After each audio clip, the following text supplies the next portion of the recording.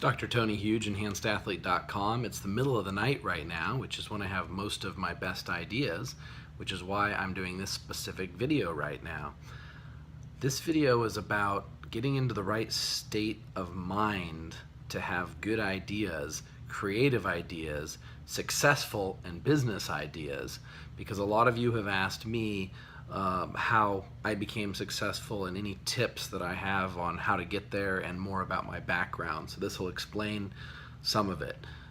Most of the good ideas that I have come from when I'm in a certain state of mind. And it usually happens to be when I'm trying to go to sleep at night, or in the middle of the night if I wake up, or while I'm getting a massage or something like that. And the state of mind it's when the brain waves slow down to a certain level, but you're before sleep. Your brain waves aren't so deep that you're asleep. It's almost a meditative state. And I forget the name of the brain wave, hertz length exactly.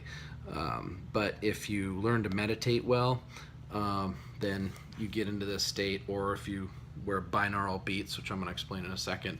But here's the state of mind that it is. It's like, here's my mind, and I'm aware of this as being my mind. So I know that my mind is awake.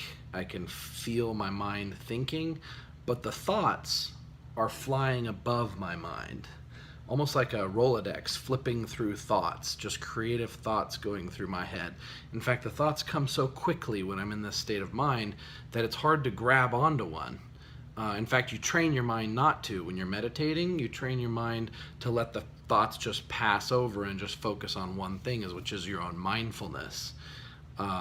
So I wish I could record all of my thoughts, but what happens is I might have 100 different thoughts in one given period of time of good ideas, and I can only really pick onto one because the thoughts happen so quick that I can't possibly write them down, because once I start trying to write them down, then the thought eludes me. So I let the ones that aren't as valuable go by, and then when a really valuable thought comes by, I pick it out and I get up and I write it on my phone, or best as I can do, but I still can never write it fast enough and capture all of the thoughts before they dissipate. All right, so here's how I think I programmed my mind to do this, because I've had this skill ever since I was younger, and it helped me build the law office and real estate company and a bunch of other different businesses, the law office being the longest lasting, most successful, I suppose, but I've probably started 15 total businesses that made money, and all based on creativity. All right, so I started getting into this state of mind when I was in, let's say, about 7th grade, because when I was in 6th grade, I started working out just with push-ups and pull-ups, and I liked the idea of becoming superhuman on a physical level. And once I obtained, being superhuman on a physical level compared to the other people my age, for example, I could do twice as many push-ups, twice as many pull-ups, I could run much faster than anybody, just outperform anybody physically, just because I worked at it, that's all. I just wanted to be superhuman, so I worked at being superhuman physically.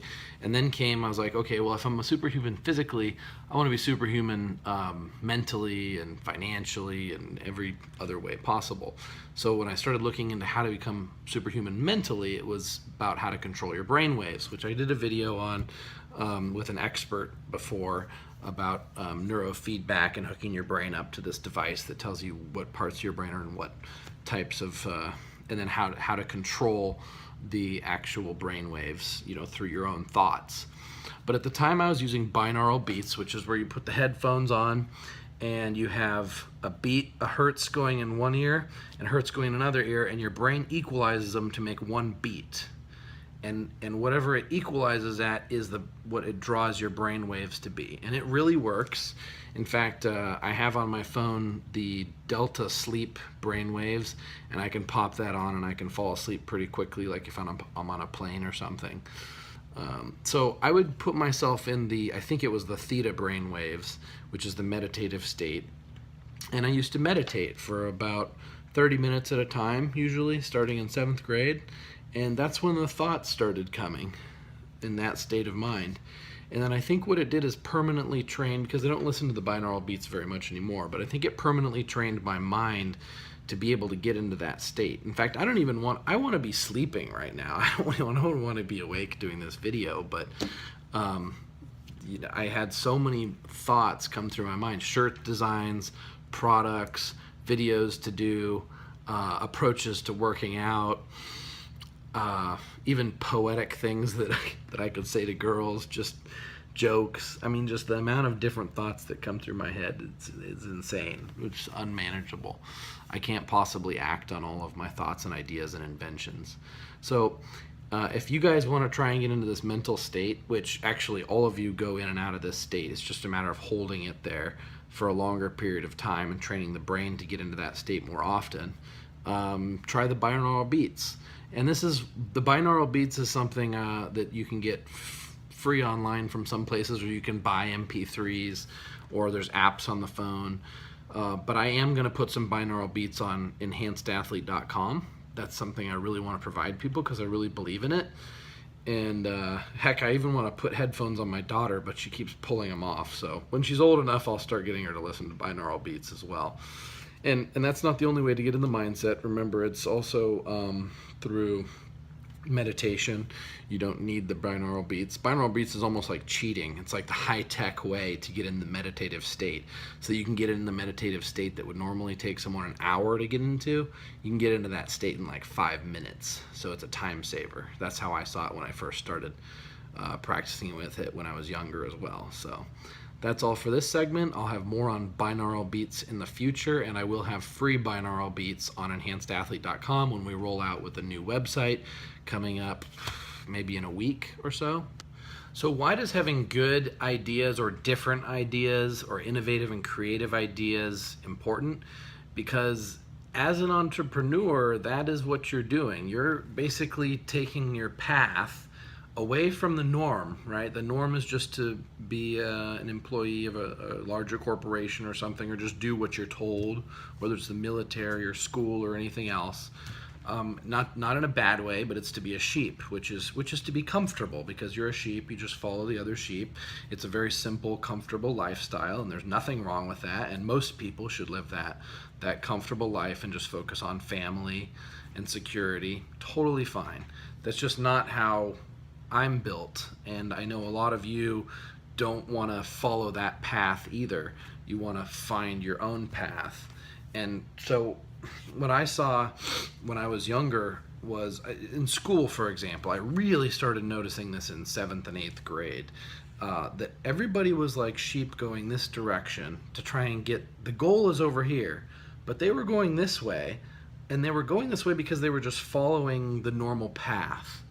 And I wouldn't follow the normal path. I would always, no matter what it was, I would always look up and I would look around and see what other options are there, and what is the goal, and what's the shortest way to get to the goal, not just follow the standard path. So instead of following the sheep on this path all the way around this way, I would look up and I'd say, hey, wait, the goal's right here. I'm just going to leave the pack. I don't need the comfort of following the pack. I will go on this adventure, and I'll just go over and hit this goal. Direct.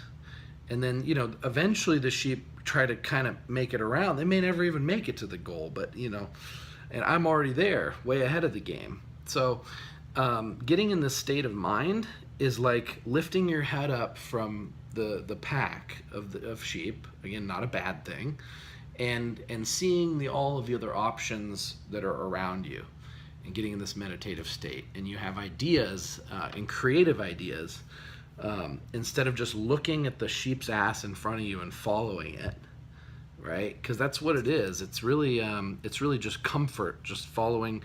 It's almost like here's your mind, and you're in your own mind, or if there's an idea, you latch onto that idea, and you just follow it, right?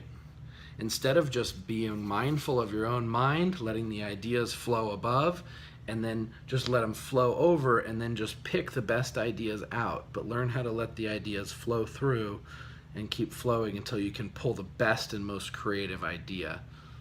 So I hope that explains it. It's kind of hard to explain mindfulness and that type of thing. And I didn't do any research before presenting all this. Obviously, I like to do things based on my own experience with as little outside influence as possible, so that you're getting original information from me rather than me just regurgitating something I read in a book or something from someone else, because if it was from someone else, I'd try to get them on the show.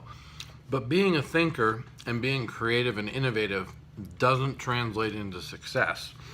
In fact, I know a lot of people who are absolutely brilliant and come up with incredible ideas, but they have no execution. The successful ones are the ones that take the innovative ideas and put them into action. So it doesn't have to be the same person. So if you're not the creative type and you can't get into the mindset of coming up with creative ideas, find a friend that is, partner up with them. It's really simple. In fact, I know, like I said, I know a lot of guys that are brilliantly creative.